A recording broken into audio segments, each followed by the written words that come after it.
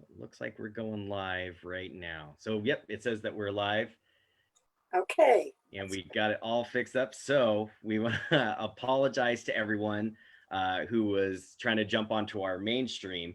My name is Brad Richardson, and I want to welcome you all to our Old City Cemetery walking tour. So, today we'll be exploring a lot of Vancouver history, and we have Pat Gelada here that's helping us again with the guiding. And Pat was just talking about this photo right here. So, Pat, again, for those who are just coming on, tell us about the photo. This is by John Kraft, a very talented young photographer in Vancouver here. This is a color photo. This is what it looked like early morning, foggy, misty, as John was passing by and he saw this image. I think it's a wonderful, wonderful image. John Kraft. Yeah, and when I saw this originally, I was pretty amazed, and I had to look twice to be like, "Is this our Old City Cemetery?" And it is, because I can actually see what I believe is the Anton Young marker, which Anton Young was a early brewer in Vancouver, and he was the one who I believe started the Star Brewery. So it was really really cool to see that. And so now we can see ourselves fading here, and so we are now in Old City Cemetery. So this Old City Cemetery was established in 1867, and from what we know, some graves were actually moved here after a road was built on the previous cemetery. And it's believed that roughly 6,000 to 8,000 people have been buried in this cemetery. And it's at this point, Vancouver does no longer sell any of the lots, but lots that were purchased years ago are still being used. And the section that we're in right now is actually the Masonic section of the cemetery. And this is, when it comes to history, we do our walking tours and we're able to see different sites. But in this one, we have, a lot of those people who were in early Vancouver all centralized here in this one place. And so this first one we're looking at is the Sparks marker. And so, Pat, you want to talk a little bit about Sparks? Well, the Sparks family, a complete family of merchants in Vancouver, started out with a small hardware type store downtown, moved to a larger store, and then the Sparks furniture store that most of us remember on then 10th Street, now Evergreen, Sparks Furniture. 2 stories. The Sparks family contributed for generations to our community. Yeah, and it's interesting when you look at these families, because we know Marshall Sparks, right, was a very significant person. And one of the people that I was able to look up was Walter Winfield Sparks. And what we know about him is he arrived in 1873 in Vancouver, and he was a part of that first large family that Edwin Sparks brought to the area. And Sparks left his parents' home to seek work and help with the family. And he was encouraged to come to Clark County by his uncle Matthias Surgeon, and he had immigrated to Clark County in 1852. And eventually, Walter went on to be a teacher and have a career as a lawyer and a politician locally. So it's interesting that we had the Sparks hardware, but then we also have other members of the family that are doing these other things. Oh, heavens, yes. And to this generation. We said that some people were moved to the cemetery here. One of those that was moved here was Esther Short herself. Mm-hmm. And Esther was originally buried by her house. And then when the cemetery was purchased, when the land was purchased, Esther was moved here. And that is the only cemetery or the only tomb that by law the city must maintain. They're not required to maintain anything else. That's incredible. So our next family that we can see here, and we're going to get in a nice spot and pause, is the Hidden family. So Pat, why is the Hidden family important? Why is the Hidden family important? We are a hidden city. Uh, how many things did the Hiddens bring to us? They brought prune orchards. The first prune orchard was A.W. Hidden up on what is now 4th Plain and Main Street. The Hidden Brick Company, that was originally right across from the museum on near 16th and Main Street. Mother Joseph prevailed upon Mr. Hidden to make bricks so that she could build the academy. So the academy, St. James Church, so many public buildings, including the museum, are built from hidden bricks. So much so that in the downtown building guides to this day, brick facades are recommended for any new buildings going downtown. Down through the generations, Bob Hidden was a city council member. Bob Hidden saved the academy. The academy was going to be sold, torn down, and the academy condos built there. And Bob Hidden bought it and preserved it. The Hidden family had it. We still see the Hidden houses just off of Main Street downtown. Everywhere you look, there is evidences of the Hidden family left here. And they're still in business. Yeah, and it is. And then they were so involved in so much in early Vancouver. And actually, one of the people that's laid to rest here is Foster Hidden. And Foster, from what we know, he was actually one of the Hidden families born in Vancouver and not in the East Coast. And from what we can tell, he was born around in the 1870s, and he was born in the Pacific House, which was a local hotel. And I'm sure if you and I have both been downtown, and we've noticed there's a restaurant called the Pacific House, and that actually gets its name from that hotel where Foster was born, sorry. And he was a lifelong resident of Vancouver. And as a boy, Foster would work in the shipyard, and he later attended Stanford University and the University of Indiana.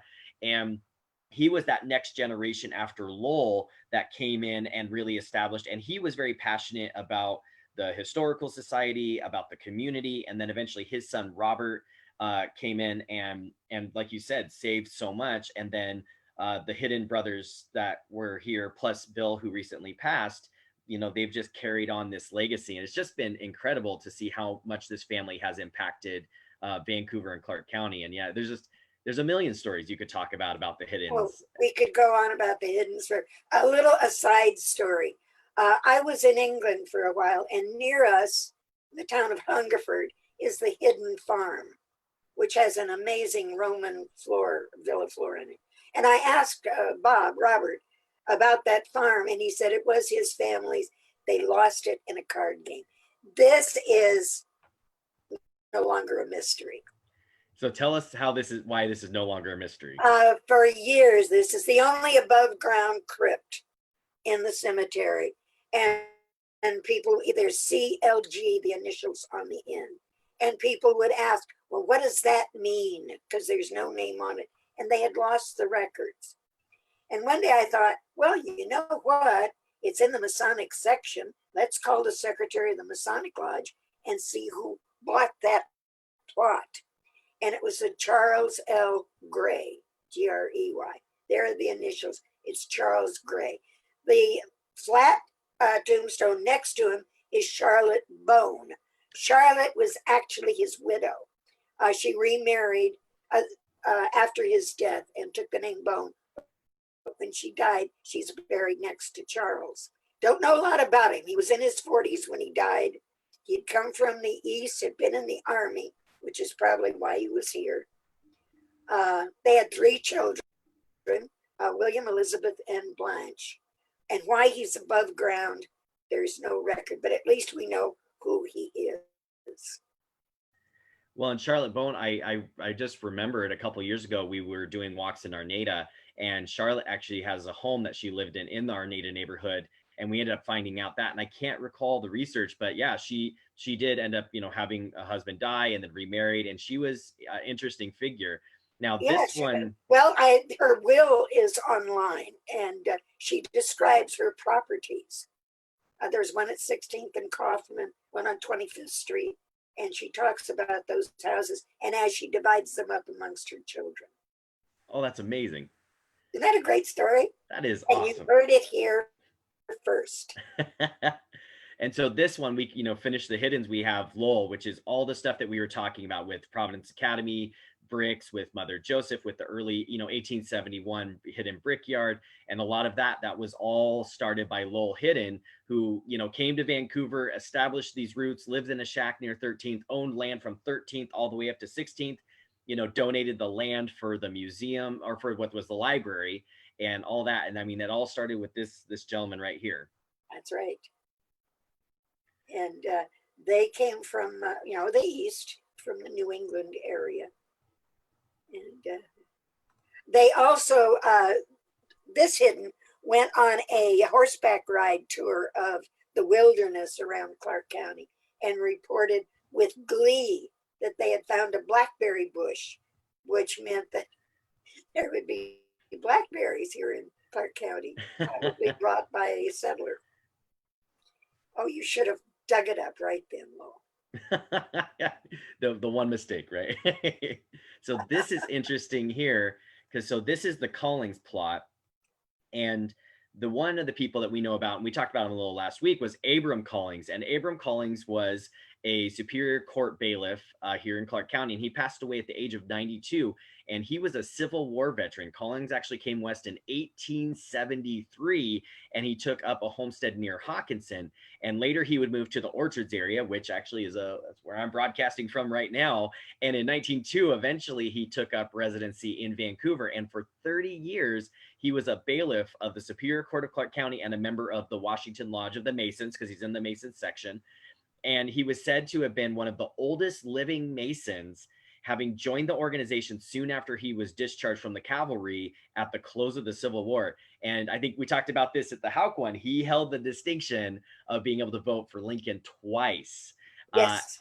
Which was really, really cool. And it was, one such activity that he was involved in that we were able to find, because he was heavily involved in community activities, was he was involved in coordinating the old and young veterans and the Women's Relief Corps for Decoration Day activities in 1911. And this was a part of a custom of casting roses on the surface of the Columbia River to memorialize soldiers that have been lost. And so Collings and J.A. Snodgrass were appointed to arrange this program, and it was set to involve the Grand Army of the Republic, which is a group he was a part of, and that was basically the Northern Soldiers for the Civil War's veterans group, and it was set for Memorial Day, and then there would actually be a march from the public library all the way to the city park. And so just an interesting story with Abram Collings. And there's lots of Civil War history, right, Pat? People don't think about the Civil War, but there is. Yeah, the GAR met in the basement area of the museum. That was their meeting room. And it was when Mr. Perky discharged him that the troubles began for a while. Big scandal, big library scandal. I know they accused the librarian of wanting to live in the basement. Yes. So there was a big scandal. So another one that we have here is J.T. Goss, and he was actually a building contractor from Danbury, Connecticut, and he was Colonel James T. Goss, and he was born on the 4th of July. And he eventually moved to Illinois around 1860, where he was married. And during the Civil War, he enlisted in Company A of the 117th Infantry in McLean County in June of 1862. And he was discharged later due to a disability. And it's believed that he lived in Illinois for about 20 years. And due to failing health, he actually decided he would move because of the climate to the Portland area in around 1878. And he worked as a contractor building a lot of different buildings in Portland. And then eventually he built buildings in Vancouver. And James built all of the railroad depots between Vancouver and Kalama for the Northern Pacific Railroad. And he was noted as a staunch Republican. He served on the city council under Mayor Louis Sones, which we'll see his headstone in just a few, for 2 terms. And he was a member of the Ellsworth chapter, Post 2 of the Grand Army of the Republic. And he served 2 terms as a post commander, because they would give them terms and names in the Grand Army. So, maybe talk a little bit more about the Grand Army piece that you were talking about. And the Ellsworth chapter is actually referring to, it was Charles Ellsworth, who was the first Union officer killed in the war. And that's where that Ellsworth came from. There was the town of Ellsworth, there was an Ellsworth family, but they also celebrated the fact that they were indeed the first Union officer to fall in the Civil War. Wow. I love doing these, Pat, because we're documenting what you know, and I didn't know that. That is just those things that we keep being able to come across when we do Oh, these. that's what we love, are those little bits, those things that you're bringing up, stuff that I didn't know either. So this is just fun for both of us. And I So can't read that. So yeah, this one's a little dark. So this is Albert M. Blaker, and so Albert Blaker, he was also known as Bert. Came out west in 1878, and he established roots in Portland with his wife Estella. And in 1878, him and Estella moved to Clark County and homesteaded 120 acres on Cedar Creek. And in 1889, the Blakers eventually moved to Vancouver and took up a venture of running a lumber mill. And actually, if you go down onto Esther, and I believe it's 11th, I think his house is still down in that Esther Short area, and he spent a period of time as a contractor. And in 1880, he was the county assessor. In 1904, 1908, he was a state representative for the 23rd district, and he was a county commissioner in 1908 and 1912. He was a state fair commissioner, and he also had a building he constructed named the Blaker Building. So I'm gonna catch a breath. Do you have anything about Blaker you'd like to mention? The Blaker building burned, and he had to rebuild it. But you wonder, these gentlemen in those days did so many things, were accomplished in so many ways, and they built our city. They built. There was also Blaker that was chief of police. That might be one of the Blakers that's next to him. The Blaker family again contributed so much in our community. And they still have descendants, I believe, in Oh, the but community to just this day. So now we're just kind of wondering for a few, because we are going to head over. I believe we're going to look at John Beeson next. It's always that funny thing when we get these these walks recorded. We get to mill around for a bit. And one of the things that I can comment on is we look at the markers and you see the varying difference of markers. And this actually can be somewhat applicable to today. Is you see really elaborate markers, and these are the early ones, 1880s, 1890s, 1900s, and then you see a scale down. And see right here, actually, it's really funny that I'm talking about elaborate markers. You see elaborate markers for early folks, and it's believed, and again, this is speculated, it's not necessarily been fully vetted yet, that the markers started to, settle down, or started to scale down a little bit around the time of the Spanish flu, was because so many people passed that they ended up not having as elaborate markers. And we can see, these elaborate markers are fairly early. And then also there's another belief too, is there's two streams of thought, is that there's potentially the thought that you could also get these through like a Sears catalog, and they just didn't become as special as they were, because they were more ubiquitous, that you could have a more elaborate marker. So they ended up scaling back. So we see, this is perfect right here with John Beeson. We don't see one of those tall above ground markers for John Beeson. And he's 1915, so he's just before the Spanish flu, but he's also during that period of time when the ubiquity of these started to pop out. And he was the son of a printer. John Beeson began learning the printing trade while he was working in the newspaper office after having worked in his father's shop for about 17 years. And he decided to establish a business of his own. So he left his home in Wisconsin and he came all the way west. So people, they were coming west all the time for opportunity. And he chose Vancouver, Washington territory. And, this is always funny because you and I know this. When people will refer back to the past, they'll be like, yeah, they came out to Washington State. And you're like, well, when did they come out to Washington State? And then they're like, oh, well, they came out in 1888. And we're like, well, that was Washington territory. And then people will say, oh, they came to Clark County. And I'm like, well, when was it Clark? We always get to have fun with folks with that. But I know when you go back to Grant's tomb, and it describes where he was stationed, and it doesn't mention Washington, it mentions Oregon. Well, of course, when Grant was here, this was Oregon territory. Mr. Beeson, what a sad little man. He was he married, and his wife left him and took absolutely everything he had. And he wound up somewhat dependent on charity to get by for a long time, and was just shattered, absolutely shattered, when his wife deserted him. Yeah, and and it's crazy because he had built, things for himself. He had become the editor of the Vancouver Independent. Yes. He moved his family here. He was a Vancouver city clerk. And then, he also did a bunch of trades. It says that he has skills in gardening, carpentry, botany, musician, and was a homeopathic doctor. So he seemed like an industrious person. But yeah, you're right. He had this kind of tragic end of life with his wife and that whole family breakup, and ended up being laid to rest here. And not in the Masonic cemetery, although he was a past master of Washington 4. Yep. And then right here we have our Vancouver Mayor Louis Soanes. And Oh, so what tell us an a little bit about Louis exciting man. Soanes. Soames was a Prussian. Okay, he had gone to university and even had a dueling scar, as the upper class Prussians did.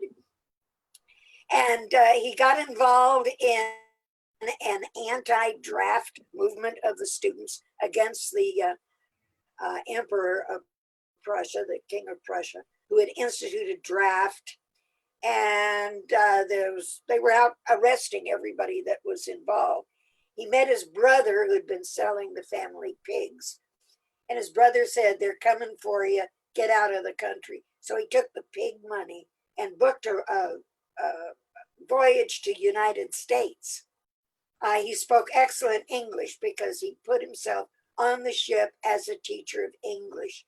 Arrived in Sackett's Harbor, New York, where he joined the Army. Go figure. Came west with Ulysses S. Grant on that terrible, terrible journey across the Isthmus of Panama, and wound up here in Vancouver. He married, brought a wife over, Tirza, and also Prussian. And besides being mayor, of course, he was developing land. He was going to build a small town west of us. He laid it out, called it Terzalia, after Tirza, his wife. We now call it Ellsworth, but what an exciting guy he was. Handsome as the devil. Oh, my goodness. And he was a big deal in industry because he came out and he started a store with D.F. Shula, and they had that general store. And then eventually they built the Soanes building, which was this massive structure that was down where the Hudson's building, where Runyon's Jewelers is today. And that eventually became the place where the Frontier Room was at, I believe, and all of that. This is unfortunate. We can see some of these ones have been knocked down over the time, but yeah. And also Soanes was a part of the Vancouver, Klickitat, and Yakima Railway, which was that ill-fated railway that they tried to put together that would have connected Vancouver with Klickitat. Yes, that was brilliant. Brilliant. The railroad ended in Kelso, and so we built a railroad to Yakima. So you can't go through a Clark County tour without talking about a Blair. So we have Pinckney Blair here, which I'm not sure how well known Pinckney was, but Pinckney was born in 1838 in Missouri, and he came to Clark County in 1873. And before arriving during the Civil War, he served as a commissary sergeant and cavalry person. So we're just seeing one after another Civil War ties here. And after 3 years of active duty, he mustered out in Louisiana, and he told that although he was in several battles, which were considerable, that he never really had any major engagements. And in 1873, he traveled to Missouri, and then eventually he brought his family to San Francisco, which again, we're hearing that trail of people going from one place to another. Then eventually he boarded an ocean steamer that took him to Sauvie's Island at the mouth of the Willamette. And after disembarking, they made their way to Vancouver, and Pinckney was a farmer and occupied, land. And in 1910, he owned a prune farm. And it said he was deeply religious and regularly attended the Methodist Church, which was built on land he donated. And it was just noted that he was a person that was, very dedicated to service. And he eventually was the postmaster for a time in Fern Prairie. And he brought mail from Washougal and distributed it there to the first postmaster. And operated that, and he passed away in 1929. And so, we have a prune history here, and we have the Methodist Church. So, Pat, tell us a little bit about the prune And history. The Blair House is still standing. Oh, wow. Yeah. So, you have covered it so well. I don't know what else I could add to the Blair So, family. well, and I think one of the things that we haven't talked about that's brought up is the prune. Do you want to talk a little bit about the prune industry? I don't think we've mentioned that at all. We did mention it briefly, talking about the Hidden family who brought the prune, started the first prune orchard. This was ideal territory for prunes. Prunes are a variety of plums. All prunes are plums, not all plums are prunes. Italian prunes, long, purple, high sugar content. So they dry very, very well. And there was a great demand for prunes, for prune brandy. Germany wanted prunes. We dried them in prune dryers. We dried them. It was a huge industry. We're missing a lot as we're walking through. The prune industry unfortunately died basically with depression. We are in Potter's Field now. Bradley. Yes, we are. Yeah, and if you want to talk a little about this, a few headstones. Yep, and I'm heading specifically to a marker that I think you and I are very aware of that's in the Potter's Field. And it's funny because you see that tree, and then all of a sudden as we're walking up, you can see very clearly there's a marker. And this one is one of really interesting history, because this is the marker of Edward Gallagher. He died by legal hanging here in Clark County. So do you want to talk a little bit about Edward? Oh, Edward killed a man who in Cowlitz County. We had an arrangement. We would hang theirs if they hung ours. Edward was the last, well, the only public hanging in Vancouver. He was hanged by the steps of the courthouse, which later burned down. They put up a fence and sold tickets. There were people selling hot roasted peanuts at the hanging. It was enjoyed by a large audience. That was the last time we did that. And by the way, Potter's Field, it was suicide. They would find suicides on the railroad tracks, buried in Potter's Field, unidentified. Lisa. Okay, go ahead. So this one's interesting to me because this ties in. We had obviously the Leeser family, and Miles was one of the most prominent ones, and he was a veteran during World War I. And one of the things we know about Miles is that he came back from service, and then he was a physician, and he actually died of the Spanish flu, right? I think I'm correct in that. You are correct. He was our shining light. He was the golden boy. Dr. Leeser, his father, the Knight family, who came out by covered wagon. Amelia Knight, beautiful woman. Amelia and Paul had Knight's Landing. There's a cemetery there, Knight Cemetery, just the family. When Paul died, Amelia married Dr. Leeser. Leeser Point is not Mr. Leeser. Mark was Dr. Leeser's son from a prior marriage. And yes, he devoted himself, Miles did, during the Spanish flu. We could go a long way on the Leeser family all by itself. And so many people know about it because they drive past it, and you drive past these places that are named. And this next one is very funny because when I was filming this, I usually know the marker, and I'm like, you can actually see me looking here because we're looking for a really tiny marker that has a very interesting term on it. And I got the wrong one the first time, and then I'm like, I know where he's at because we are looking for Arthur Hayne. So you want to talk a little bit about Arthur Hayne? Arthur Haynes was really an accomplished gentleman. He was a free thinker and agnostic. He had been a legate to Belgium,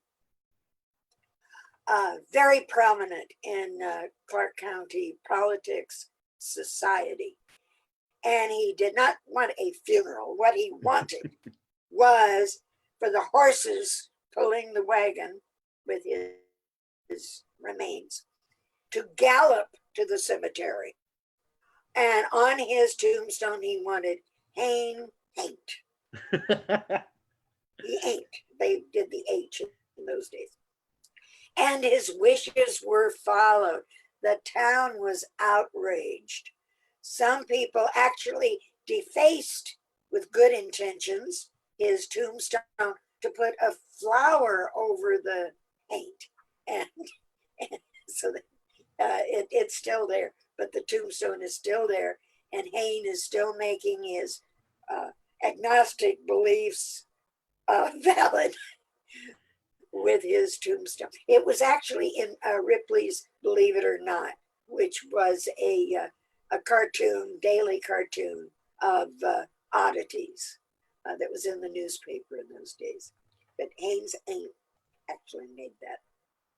Yeah, and I was actually able to find here's the quote from him in his last will and testament. This is what we were able to find. It says, know everyone by these presents that I, Arthur Hayne, knowing what I am about, make this last will and testament. My funeral is to be the cheapest kind, and I do not want my body to be transported, but buried in the vicinity of where I may die. As I have lived an infidel, I must be buried as such without any monkey business.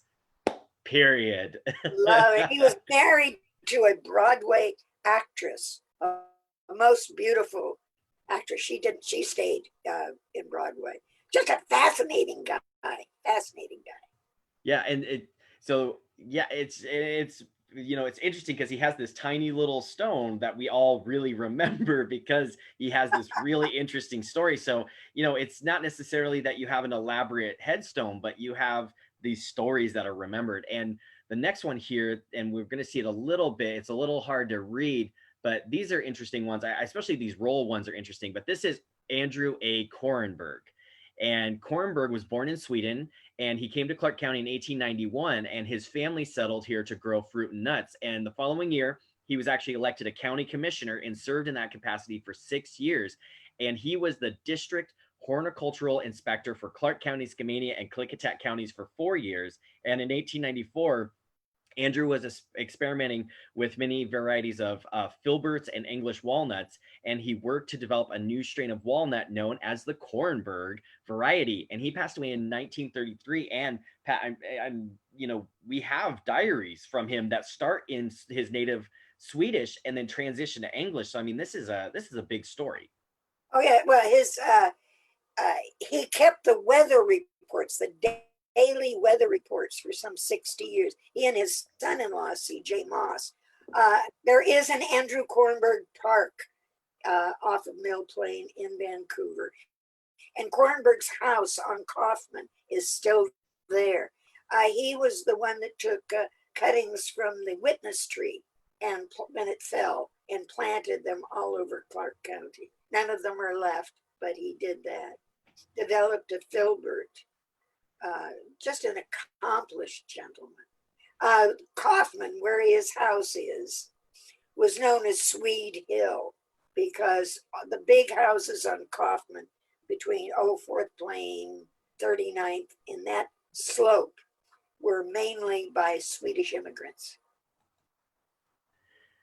So speaking of more people again, Clark County is a story of immigration. I mean, you had people coming both from the United States. So it's funny because when you talk about the story of Clark County and say people came from we say they come from the East, they were technically immigrants because this was still not United States land. It wasn't the United States, it was territory. So, instead of emigrating, they were immigrating. But then you also had this whole group of people from Sweden. And then we have John Jaggi here, who was a local Vancouver merchant, and he was born in Switzerland, and he came to the United States in 1850s. And there were several people. Robert Stoller came from Switzerland too, who was big fame in Camas.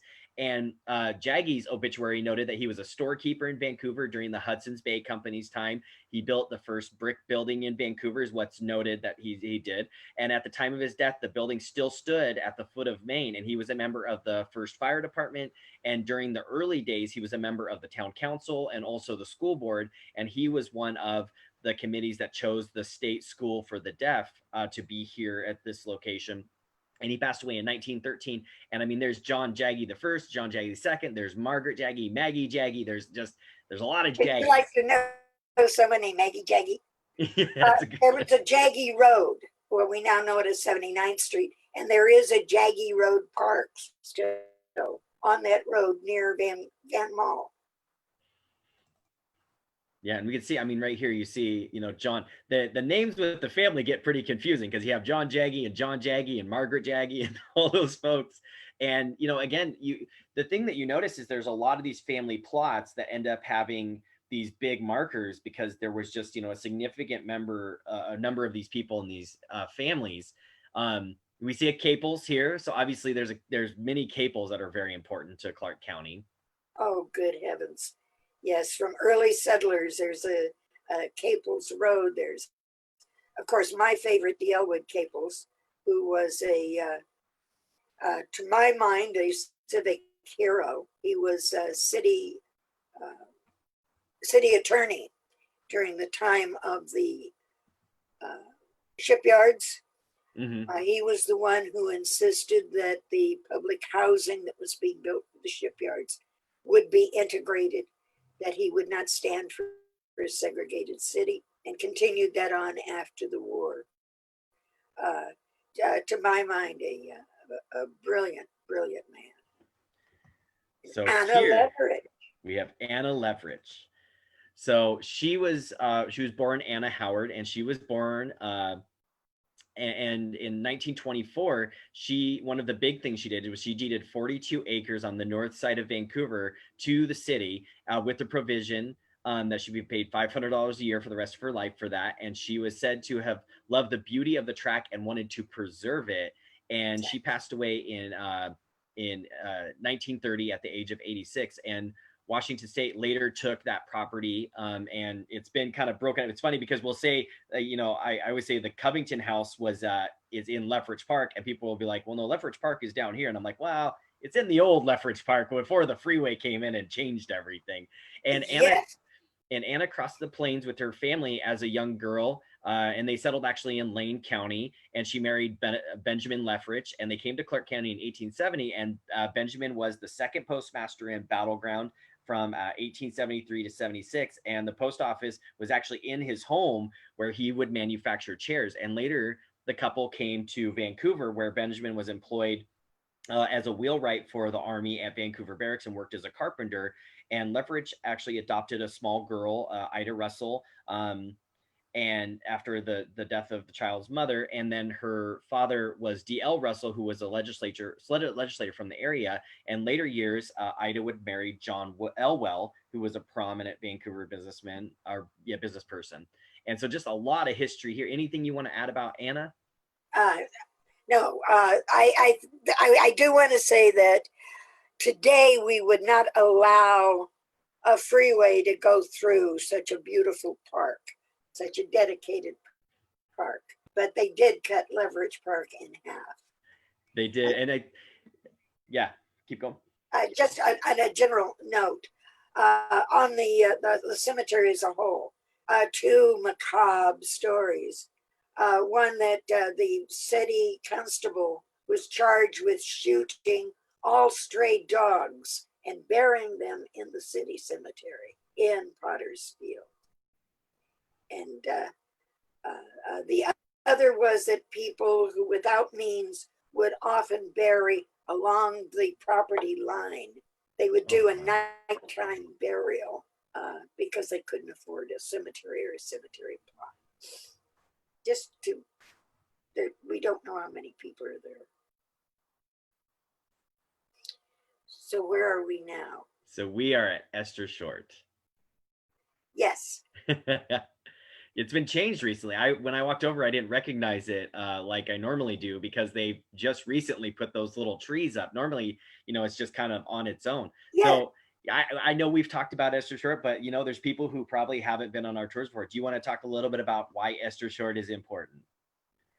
Another person who built our community, another woman. We have a lot of strong women in Vancouver. Esther and Amos came west with their 10 children, took up a land claim that belonged to someone else, Henry Williamson, Uh, Amos, the Hudson's Bay Company tried to get rid of him, put Esther out on a boat with her 10 children to drift down the Columbia River. 10 children paddled like mad, got them ashore again. They kept coming back. They burned their cabin. They kept coming back. Uh, Eventually, they sent someone to talk to him. Amos shot and killed him. Trial. He was found not guilty, came back here, proofed up his claim, claiming that Williamson had abandoned it, was elected county probate judge, which was the forerunner of our commissioners. The first courthouse was in their cabin. Amos drowned when his ship, the Vandalia, not his ship, he was on the ship. Vandalia sank at the mouth of the Columbia River. Esther was left a widow. To make a long story short, a successful businesswoman. She donated to the city in her will a section of her land to be a public plaza forever. We now call it Esther Short Park. She left a section of her property to be a public wharf forever. We now call it Berth One. And then she disinherited 9 of her 10 children. I think she did it because she had provided for them in her lifetime. And Hannah, the one who inherited everything, was in a wheelchair. But the other kids didn't see it that way. We went to court. We were in court over land claim and ownership title for 50 years. One of the things that kept our community from growing the way Portland did was because you could not really get clear land title in downtown Vancouver. In fact, when the Elks built their addition on in 1921, they had to send $30 to the Bishop of Nisqually to clear title to the land so they could build that extension. So she was, I know she would not have dreamed that her will would, along with the claims of the Catholic Church and the claims of the Army, all of these overlapping claims, really retarded the growth of our city because she had prepared so well with a wharf and a plaza to make this a booming town. Yeah, and I think Howard Burnham, if I'm remembering, I'm kind of quoting from, but it's off memory, is when he writes in his he has a pamphlet publication called Vancouver and its Land Titles, and basically the first paragraph is the growth of Vancouver has been impeded through the overlapping and contentious number of land claims that have been asserted and the cloudiness of title that has essentially stopped this from becoming the metropolitan area that it could have been. Exactly. So because that junk land claim too. Yeah. Williamson Beers was. Yeah. So this is the Brown plot. So we have Charles and Samuel Brown. So Samuel Brown, he was early. He was actually he's believed to have been in the Illinois legislature, and it's said that he actually potentially may have served with Abraham Lincoln at that time. And then eventually he came west and worked in the patent office, and he actually established a prune orchard in the Arnada neighborhood, which you actually still can see on some old Sanborn maps where that used to be. And then he had his son, Charles Brown. So I don't know if you want to take the lead on Charles here, because you know quite a bit. Well, let's go. Sam Brown was actually sent here as the receiver of public money. Isn't that a great job? And he was also instrumental in starting the railroad, that BKNY Railroad. He had a land claim at 26th and Main Street next to the hidden prune orchard. And the railroad ran right down 26th Street to what's now Rose Village and then went off diagonally. Mr. Brown, being on the board of that, he's going to have Main Street dead ending into his property. They wanted Main Street to continue north. The railroad was going to be at his property. This is going to make his and Mr. Hidden's property very valuable. They wanted Main Street to continue, and it should have gone up between the two properties. But he cut it diagonally, so he would have Main Street on both sides. We still make that turn at 26th and Main, at 4th Plain and Main Street. We make the diagonal cut over to the Dairy Queen because of Sam Brown cutting Main Street through his property. Charles Brown, again, was, we've talked about him in our downtown tour, as the president of the bank that was at 6th and Main. And it made bad loans. There was a panic in 1902. Loans to friends that were somewhat suspicious, according to the bank examiner. Bank examiner closed the bank. Mr. Brown stopped off at his house, looked in at his family, continued north, where he and the bank manager both committed suicide. Yeah, Suicide end. it The was Brown very. family, fascinating stories.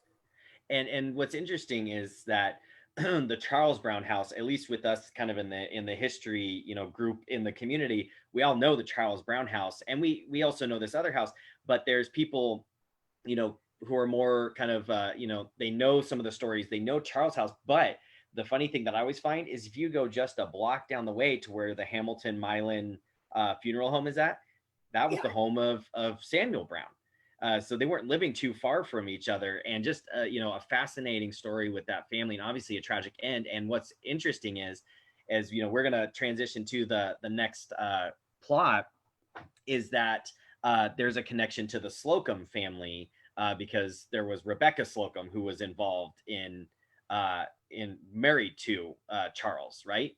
Yes. And so we're gonna head over, and it's great because when I looked at John's picture that we had, the way that you can tell it's Old City Cemetery is because you see the Anton Young statue or the marker in there, but then you also see the Slocum's memorial, which is really distinctive because we can see it as we're walking up, and Charles and Laura Slocum are both buried here, and then the Riggs family. So do you want to talk a little bit about Charles Slocum? Well, Charles Slocum was a hustler. That is, he did business with the Army, and he made a great deal of money, was very successful. He helped plat the town of Boise, Idaho, and he came here to do business with the Army. He built what we know as the beautiful Slocum House, which is on Esther Short Park today. It was originally just a couple of blocks away and was doomed to be demolished during urban renewal, and it was saved. And we can still enjoy that house today. Charles Slocum, a successful, accomplished man, again, another pillar of our community. So yeah, and it's the Slocums are remembered because of that house, which is just incredible. And then here, this is nice because we actually can see where John took that photo, and then we're looking at the Anton Young marker here. And Pat, actually, we had a question on the feed from Adam Bailey, and then Perry, actually one of our volunteers and the person at the museum, jumped in and helped, saying this was on land that was donated by John Maney. And there's a connection to Maney here because Maney is the person who started the Vancouver brewery, and then eventually Anton Young was one of the subsequent owners. But I think you and I have kind of a funny story because you and I we help each other at moments. And I think I was working on a panel that's going to go down at the city, and one night I wrote you on Facebook and I said, Pat, can you just tell me that I'm not crazy and that I'm looking at this correctly? And I sent you the documents about John Maney, because we don't have the best records that he actually started, and we don't know his name because it came up as Munich, came up as Maney, came up as Haney, came up as Minnie.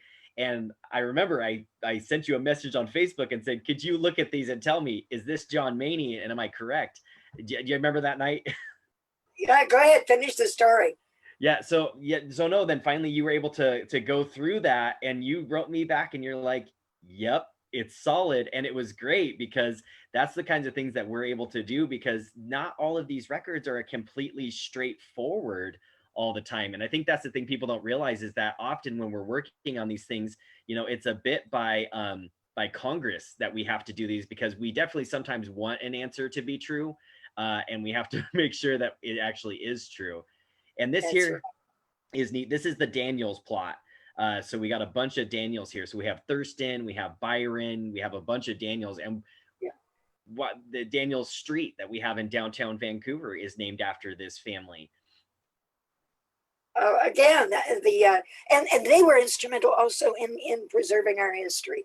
That's not something that usually people are famous for, but yes, the Daniels family, uh, attorneys, judges. Yeah. And Thurston was he was big in the women's suffrage movement, as I believe he was involved, or was the editor, and I'm remembering this off the top of my head, of the Independent at the time. And he was involved, and actually we're featuring, I think we have some discussion about him in the women's history exhibit, because it was a big deal that these men were getting involved in with these women that were pushing for this. And then we obviously have very strong family of women here. We have the Mary Schofields and the Schofield plot right here. Oh yes, there's still a Schofield building downtown. Schofields, the Schofields owned what the Hiddens didn't own downtown. And Mary Schofield was the first woman bank president. Uh, they and the Schofield family, the descendants, are still in business here in Vancouver. Edward Schofield, civic leader, mayor, on down through the Edward Schofields. The brick building was where that the Schofields owned, was where Chumacero had his pharmacy, and Harney Street was at one time Chumacero Street. But the Schofields have been in business, are still in business in Vancouver. Pat, have I ever told you my story of Mrs. Schofield's cow? No, you haven't.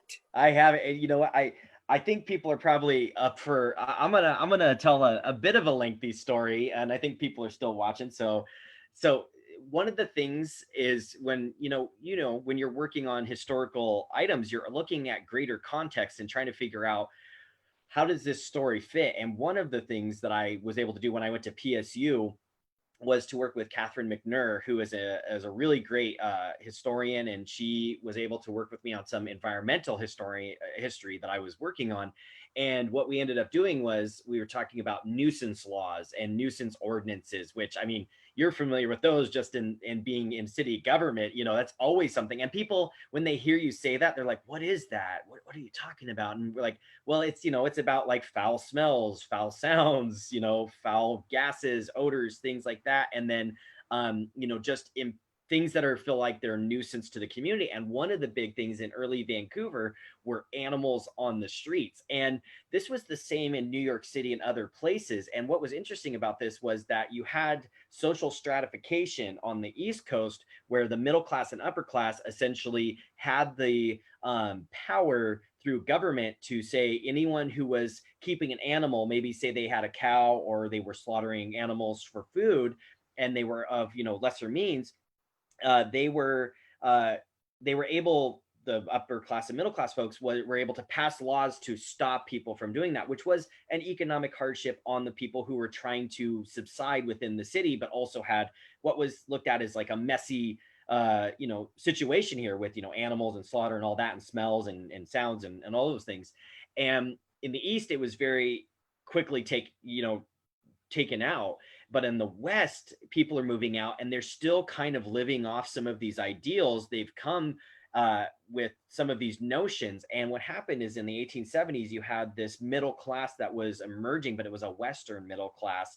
And they had animals that would run free in the streets, and they would capitalize on the square that Esther Short left as grazing lands. Because when the bottom lands that were in Vancouver would flood every year, they would move their animals to the public square, public commons, and graze them there. So animals would be walking through downtown Vancouver into Esther Short Park and grazing.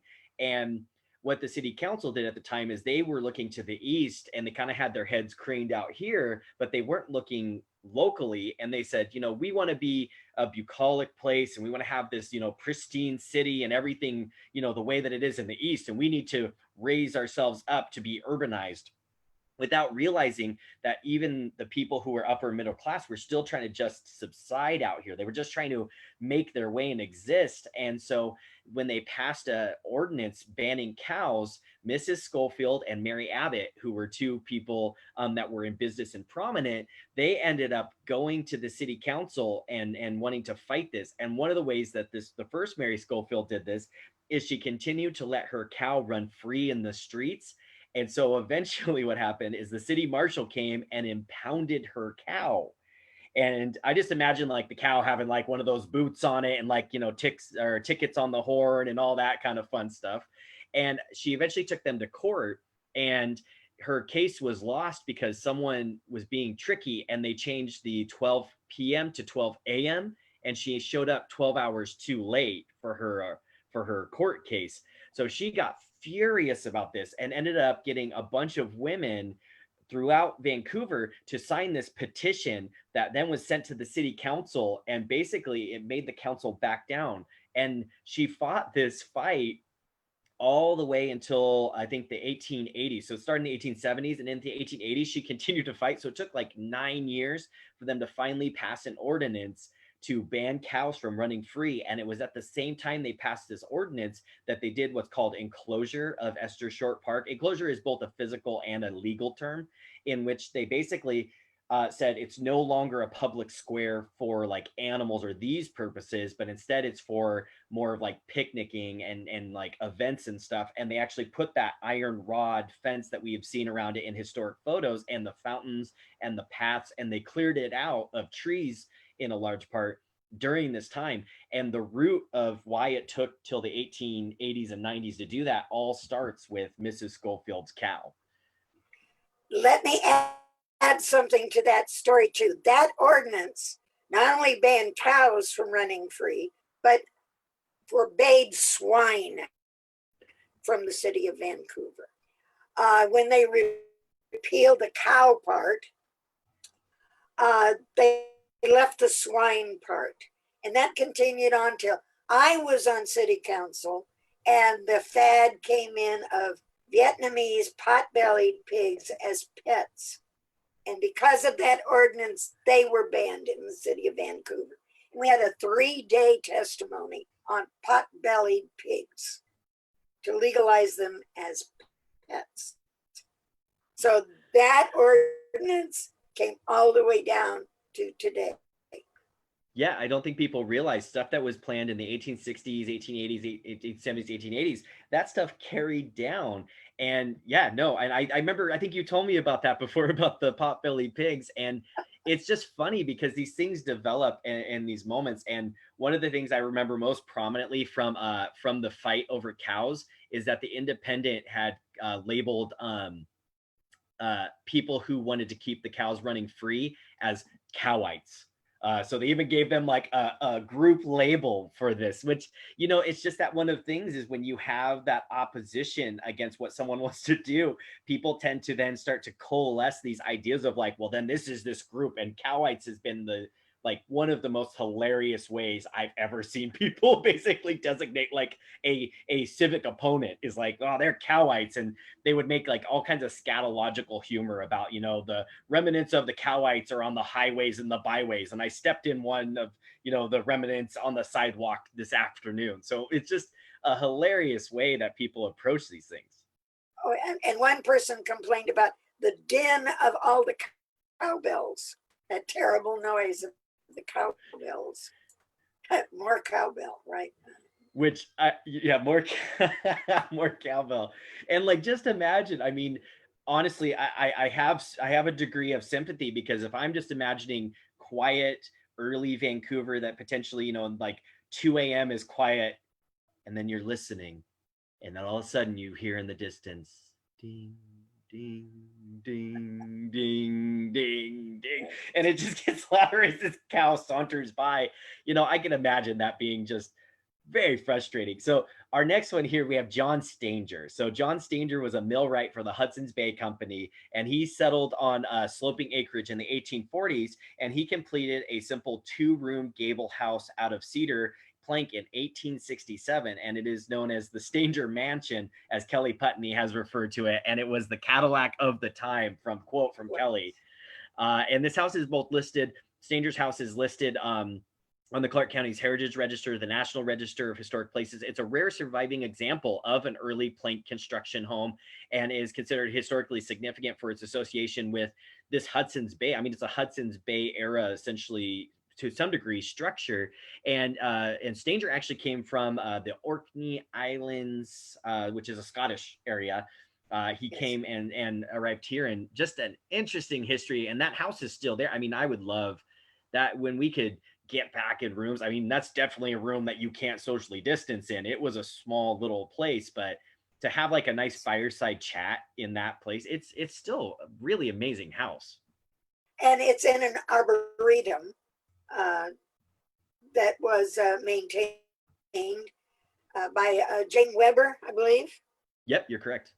And there it is run by volunteers who get out there and work on that garden. It's beautifully maintained, and it's available to the public. I think it's another rarely spoken about treasure. We have so many of those in Clark County. You know, that's that you're absolutely right. And Kelly Putney is a main driver with that arboretum and with the Stanger house. And you know, if anyone's listening, we got what, 16 people. All 16 of you that are listening right now, you should jump on Facebook and find their page, because they have the Jane Weber Arboretum and the Stanger House on Facebook. Like their page, because they have and you know, during this time, you know, whether people are comfortable, they're doing distanced maintenance, so you can go out and get some fresh air and garden, and they can do lots of things. And you're right, it's publicly accessible. It's really a huge part of our early history, and it's not spoken about a lot. And so, you know, it's just, we're very lucky to have it, and the people who are volunteering and dedicated to it are really great. So I think anything that anyone can give, if they can give funds or whatever they can do for that group, that's just hugely important. Let's talk a little bit about the maintenance of the cemetery, can we? Absolutely.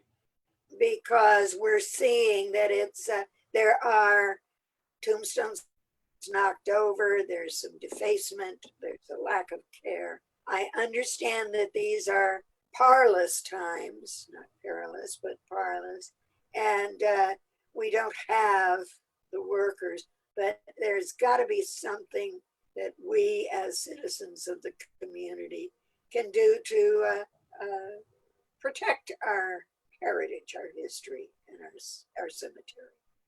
And you know, I actually, and this is one of those things, I don't want to speak incorrectly in my thoughts about this, but I think, well, I know one thing, and I think this one thing is going to actually help and assist. And I'm going to pause on this stone, and then we'll talk about this in a second. But it's funny, Pat, you and I, we do so much, and we forget everything that we do, that sometimes when someone says something, you're like, oh yeah, I was involved in that. So it's happening soon. I'm not sure when, but it is completed. But the museum has started doing register or nominations to the county and state and national register, and we have completed and submitted a nomination for Old City Cemetery to be placed on the Clark County Register, which it is not. It is not on any register, as far as I know. Right.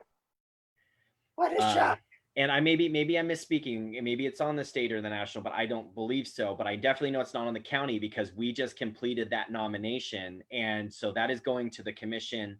And we feel like we have an amazingly strong case for it to be on the register. And the great thing is the city took the lead on that. I mean, the city reached out and they said, please, let's do this. And my thought and my feeling, and again, I don't want to be incorrect in saying this, is, but once it's on the county register and recognized in some manner, I believe it's then subject to funds that it wouldn't be if it wasn't a recognized place, that then the city or the museum or other groups can do. And then in second, just to completely just second what you said, is that we have, the city that is working to do what they can, but there's at certain points where we have to take it upon ourselves as citizens also to understand that we got to pitch in, roll up our sleeves, and get out there and do what we can to help it out. So there is a responsibility of the city, but there is also that, in turn, like you said, responsibility of us as citizens. So if anyone wants to reach out to the museum and we want to put together a work party, we are all for that. We're working with limited bandwidth. We're only 4 people covering an entire county as staff, but we know that sometimes we just have to make things a priority and do what's important. So if anyone listens to this today and wants to reach out to us, you can reach out to me on my email at director@cchmuseum.org. And you're right, Pat. We need to look at ways that we can all pitch in together to make this place continue. And Yeah. this place is hugely important. Put the fallen's tombstones back up. It's so easy for vandals to go into that cemetery at night because you really can't see. There's no eyes on the cemetery, really. And so it has been the subject of vandalism in the past and will continue to be. And it's up to the rest of us to be vigilant and to clean up after the idiots. I couldn't have said it better. So this one here is the marker for Sarah Jane Anderson. So she's Hazeldale's best known early resident. It was probably William R. and Sarah J. Anderson, who lived on the road running north from Vancouver, and their home was a stopping place for many travelers. And Miss Anderson, whose maiden name was Sarah Jane Sturgis, had crossed the plains in 1847, and she arrived Mr. Anderson arrived about 2 years later, and Miss Anderson's father actually drowned in the Snake River on the trip west, and her mother remarried. But then her second husband also drowned. So just a story of tragedy starting off her life. And from 1848 to 1850, Sarah actually lived with her mother in what is now Vancouver. And as a youngster, she talked about actually experiences with the Native nations. And remember that. She spoke the native languages. Yeah, and she was an incredible person. And so eventually they moved to Hazeldale, where there was land that was dense in timber. And one historian says that the vicinity was noted for its piling furnished for the Portland Wharf. So I guess they sent some goods to Portland. And although the Andersons sold off part of their claim as land values increased, they still held on to 60 acres at the time of Anderson's death in 1902, or Mr. Anderson passed away in 1902, and Sarah Jane passed away, it looks like in 1912, and she was still living in Hazeldale. And there's a Sarah Jane Anderson Elementary School in Hazeldale that's named after her. So just another one of those. And this, it's funny, we are working on the women's history exhibit, and we have so many women we're talking about. And I don't believe we have Sarah Jane Anderson on one of our panels right now because there's so many women that did so many things. And you have her wedding dress in your collection. She was actually married at the fort.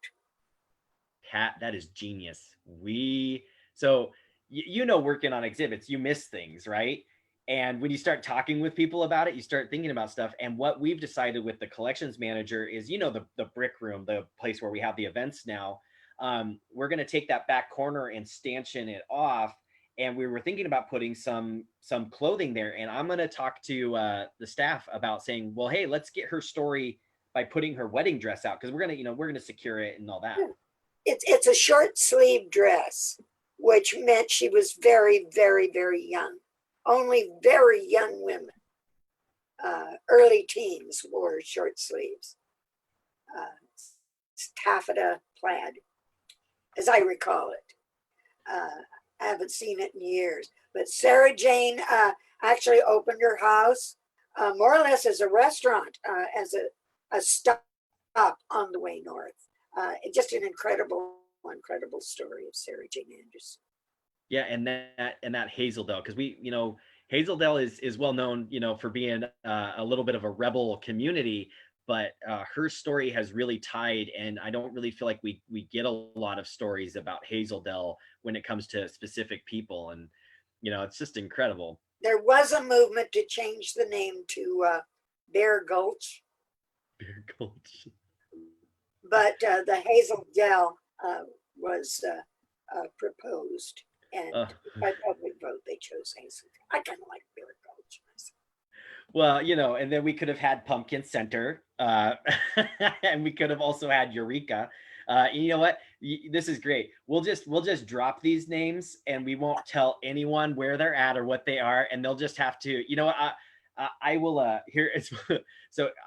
Me. I'm the fundraiser for the museum, Pat. I'm always doing that. So Pumpkin Center and Eureka. If anyone signs up for a membership and notes today that they want to know where these names are at, in the letter that I send back for membership, I will write the history of those names on those letters. Put in Pucker Brush. Pucker Brush, yes. Pucker Brush lost to Burton by, I think, 16 votes. Yeah. They came down to a vote. Mr. Burton gave land for the school in Pucker Brush. And if you look at your old independent magazines, you have reports from Pucker Brush. Yeah. Oh yeah, it's incredible. So yeah, those name changes are just, Union Ridge, all of those things. Yeah. So we have That's why I wrote the book naming Clark County. Shameless plug here. Yeah. Because the names will tell you the history. Well, and actually, don't let me forget before we leave. Let's talk about your new book, if you don't mind, so that people can know that that's going to be out for sale, because you're going to update naming Clark County. You have the Joanne Dewey book. So we're going to have a minute in a second where we'll get back to John's photo, and don't let me forget. Let's talk about those. So this William Rank family, obviously. So William Rank is, of an important family. We have Vancouver's first historian, Glenn Rank, who was involved with William, but William was an early judge in Vancouver, and did a lot of different things. So we have this one here, but yeah, and also the names, right, of the streets because of his son. That's right, Glenn Rank. We had West B and East B, West C and East C. You can imagine the confusion. And Glenn Rank was the city engineer and a historian, and he was charged with renaming those streets. So he kept them in that alphabetical order, more or less, and named them, Columbia, Daniels, Esther, Franklin, Grant, and and we continued that as we added on to the city. So you get down to Unander in Valley, and Unander was that was a woman who had a land claim down there. It had a farm, not a land claim, and her son became treasurer of Oregon, state treasurer of Oregon. But so they had to come up with a U. There was Unander, Javier, Xavier. That's the only thing they could come up with X. So we did continue that alphabetical thing all the way out to Yeoman. I think Yeoman is as far west as we go right now. So here we have Judge Columbia Lancaster. So Lancaster, he was actually a delegate from the territory of Washington back in the day, and he was born in Milford, Litchfield County, Connecticut, in August 26th, 1803, and moved with his family to Canfield, Ohio, in 1918. And he attended common school. He moved to Detroit, Michigan, eventually in 1924, and studied law, and was admitted to the bar in 1830. And now this is terrible of me, because again, you and I sometimes we're going off of memory, but if I'm recalling correctly with him, before he moved to Michigan and all of that stuff, if I'm right in the story, I think somehow someone in his family, like his father or somebody, actually came out here and saw the Columbia River, and Columbia's name was not originally Columbia, but they actually changed it because they saw the Columbia River. So that's why he has the name Columbia Lancaster. But eventually he was appointed prosecuting attorney in Michigan Territory by Governor Cass, and he was a member of the territorial legislature in 1837, and he settled in the Willamette Valley in 1846, and he was an associate justice of the Supreme Court under that provisional government. And eventually he took up residence on the mouth of the Lewis River, now that's in the state of Washington. And he was an unsuccessful candidate for delegate to the 33rd Congress from Oregon, before Washington Territory was established. And then eventually he became a territorial delegate. And one of the things that's really interesting about him is that it was him and Isaac Stevenson that were right. I believe that's the correct name. Ran against each other for delegate at one point, and that was during the Civil War, and they were both Democrats, so they were trying to basically say one was with the secessionists and another one wasn't, and so there was a whole piece around that. So Columbia Lancaster, I mean, that's just, and there's a lot with his story. And his house is still standing in Ridgefield.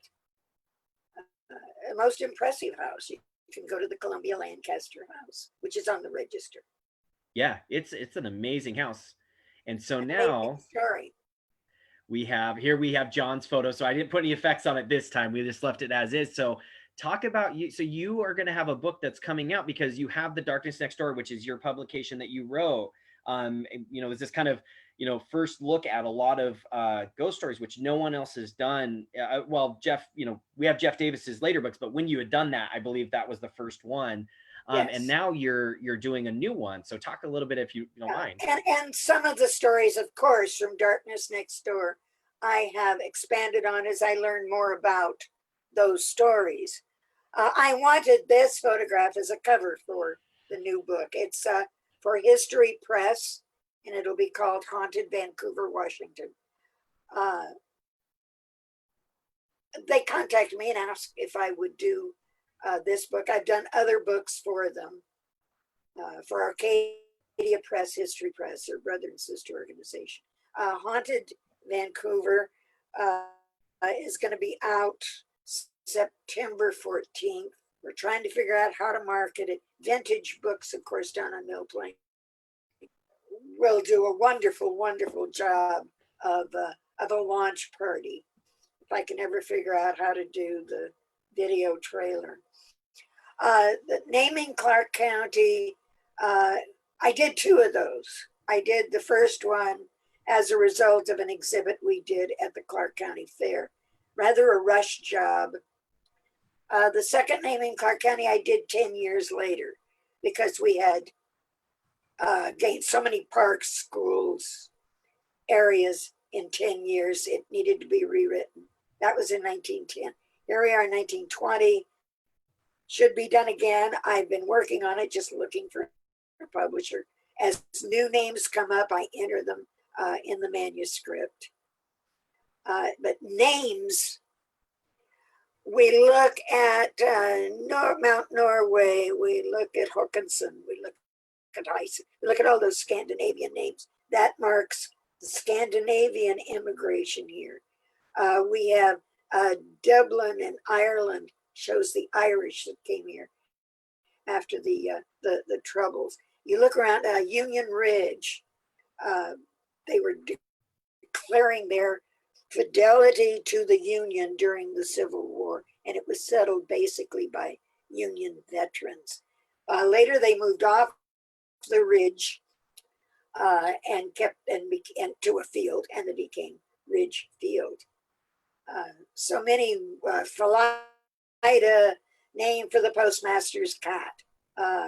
Postmasters named their communities. So each name of any place in Clark County, even the name Clark County, even the name Vancouver, all of these things have a meaning in our history.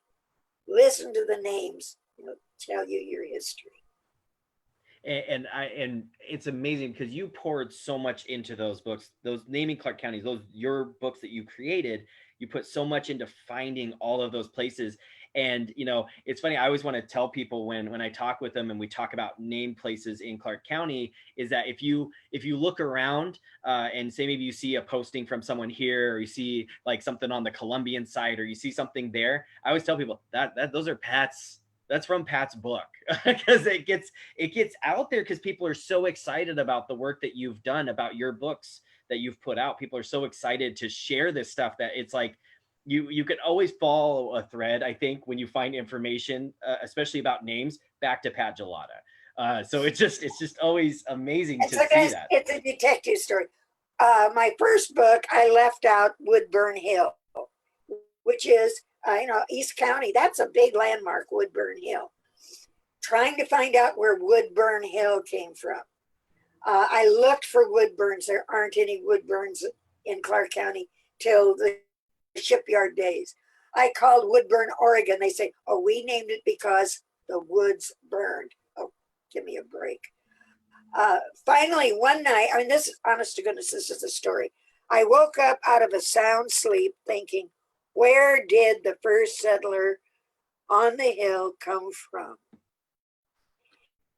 And he came from Tennessee. What is the county he came from? And I looked in the county and there was Woodburn. And so often, like Duluth was named because the guy that owned the land came from Duluth. So we name it after where we came from. We see that back east with New York, New England, New everything. We did the same thing here. We named it after where we came from. But that Woodburn Hill was a challenge. And I Some of wasn't the going to let that challenge go. It's amazing, like those some of those can beat you. And then another book that you did was a challenge to work on was the Joanne Dewey book. That took a really long time to produce, right? That took a long time. I was fascinated all the time I was working at the museum. I kept reading the newspapers about this killing. I could not figure out, and I had a background kind of in law enforcement because I was a technical civilian employee of the Los Angeles Police Department for 22 years and kind of learned stuff by osmosis. How did they come to these guys? How did they convict them? And I couldn't get it from the newspaper. And I kept digging. And then serendipitously, I had to write this book. Uh, Howard Landgren, a detective on VPD, called. They were moving their headquarters. They had a scrapbook full of uh, clippings from all over on this murder. Did I want that scrapbook because they were going to throw it away? Yes, I did. A judge. They were moving courtrooms around. They found the Supreme Court ruling on the case. Did I want it? Yes, I did.